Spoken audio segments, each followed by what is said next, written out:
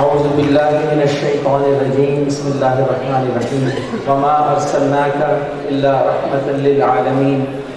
اے نبی صلی اللہ علیہ وسلم، ہم نے آپ کو مبعوث نہیں کیا سوائے اس لیے کہ آپ صلی اللہ علیہ وسلم تمام جہانوں کے لیے رحمت ہیں۔ عزت مآب علی مرتبت مہمان اعزاز جناب پیر نور الحق قادری صاحب، وفاقی وزیر برائے مذہبی امور و بین المسالک ہم آہنگی حکومت پاکستان، کی نوٹ اسپیکر جناب پروفیسر ڈاکٹر قبلہ ایاز صاحب، چیئرمین اسلامی نظریاتی کونسل حکومت پاکستان، دیگر مہمانان ذی وقار جملہ ڈینز و صدور شعبہ فیکلٹی، آفیسران اور قابل تکریم اساتذہ کرام اور قابل صد احترام شرکائے مجلس، عزیز طلباء و طالبات، السلام علیکم ورحمۃ اللہ۔ اہتمام انعقاد پذیر 2 روزہ اس قومی کانفرنس ہم آہنگ پاکستان سیرت النبی صلی اللہ علیہ وسلم کی روشنی میں کے عنوان سے موسوم ہے۔ رسول اللہ صلی اللہ علیہ وسلم نے ریاست مدینہ کی جو بنیاد رکھی وہ ایک ہم آہنگ ریاست تھی۔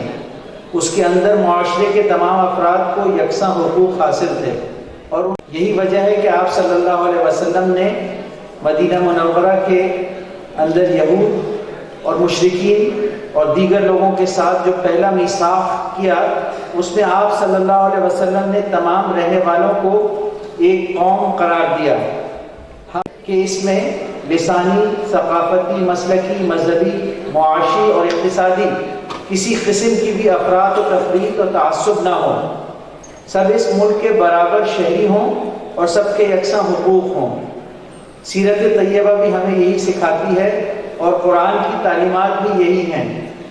ہم جانتے ہیں کہ ہم آہنگی کا مطلب قطعاً یہ نہیں کہ مختلف افراد، مختلف فرقے اور مختلف لوگ اپنے تمام نظریات اور افکار سے تہی دست ہو جائیں یا ان کو نظر انداز کر دیں اور ایک ہی رنگ میں رنگ جائیں، ان کے انفرادی امتیازات کو ختم کر دیا جائے۔ یہ قرآن مجید کے عمومی مزاج کے خلاف ہے۔ اللہ تعالیٰ نے خود فرمایا وَلَوْ شَاءَ رَبُّكَ لَجَعَلَ النَّاسَ أُمَّةً وَاحِدَةً۔ یہ اللہ جل شانہ کی اسکیم کا حصہ ہے کہ معاشرے میں رہنے والے انسانوں کے مابین تنوع یعنی ڈائیورسٹی ہوگی، اور اس تنوع ہی سے معاشرہ بڑھتا ہے، اور اس میں تنوع ہی سے جو رنگا رنگی اور ہمہ جہتی ہے، اس ہمہ جہتی اور رنگا رنگی اور تنوع میں ہی معاشرے ترقی کرتے ہیں اور اخذ اور استفادہ کے مواقع میسر آتے ہیں۔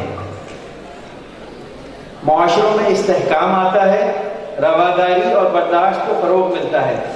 تمام قومیں اپنے ثقافتی، علاقائی، لسانی، تہذیبی امتیازات و فروق کے باوجود مل جل کر رہیں۔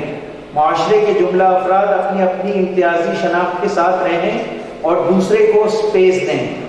پاکستان میں امن، ترقی، خوشحالی، رواداری کے کلچر کو فروغ دینے کے لیے ہم آہنگ پاکستان کے بیانیے کو فروغ دینا ہوگا، جہاں ہر طرح کے نظریات، مذہب، فرقے، برادریوں کے لوگ ایک دوسرے کے ساتھ مل بیٹھ کر ملکی ترقی میں اہم کردار ادا کر سکیں گے۔ یہ اس لیے بھی ضروری ہے کہ اس وقت ملک میں امن اور ترقی کے ایجنڈے کو پھیلانے کی ضرورت ہے، اور ایک ایسے نئے بیانیے کو فروغ دینا ہوگا جو ہر طرح کی انتہا پسندی کے خلاف ہو۔ پاکستانی ریاست ایک خوبصورت گلدستے کی مانند ہے جس میں دل فریب اور منفرد مذہبی، مسلکی، لسانی، علاقائی اور ثقافتی امتیازات کے حامل افراد اور معاشرے رنگ برنگے پھولوں کی مانند سجے ہوئے ہیں۔ پھول کسی بھی رنگ کا ہو وہ اچھا لگتا ہے، لیکن اگر ایک ہی گلدان میں مختلف رنگوں کے پھول ہوں تو گلدستے کی خوبصورتی میں کئی گنا اضافہ ہو جاتا ہے۔